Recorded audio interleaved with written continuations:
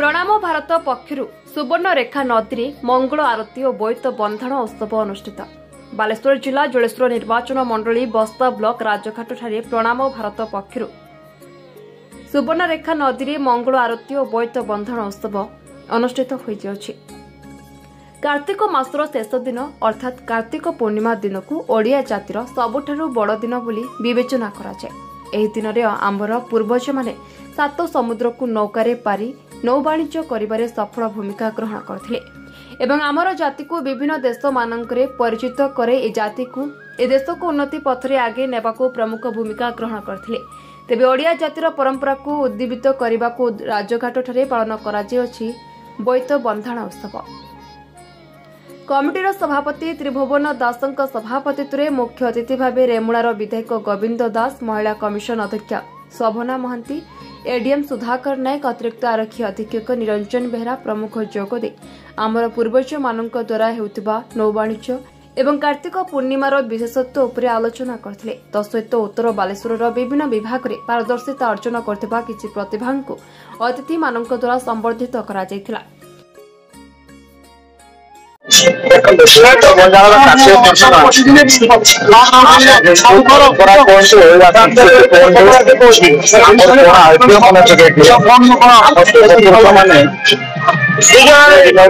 जावा Sumitra Indonesia Maldives व्यापार करने जाऊँगी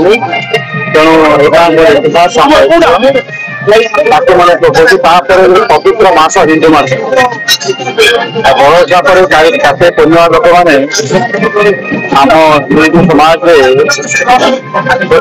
परिवार प्रत्येक सदस्य सका उठी गाधे परंपरा बजाय रखी पारे भगवान के परंपरा देखी तार पुरंदार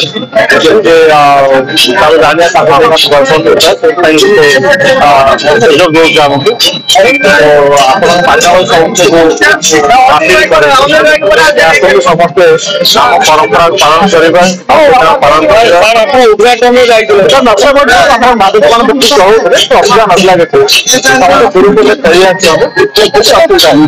तो आम ऐतिह्य आम परंपरा को भाव में राजघाट अच्छी आम बालेश्वर जो राजघाटवासी मन पकाउंट आमर साधव पुओ मैंने जिते देश विदेश को बणिज करने जाऊे आम देशर जिनिस जो जाभा हो जो जाऊे जो देश को जाऊे सेठिका जिनस आम भारत को लेकिन आसते निश्चित यही परंपरा को मन पकड़ाई संस्कृति कार्यक्रम चली निश्चित भाई मान को धन्यवाद।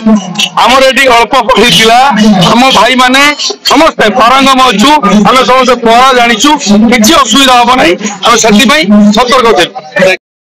जलेश्वर मनोज कुमार भांग रिपोर्ट बी न्यूज।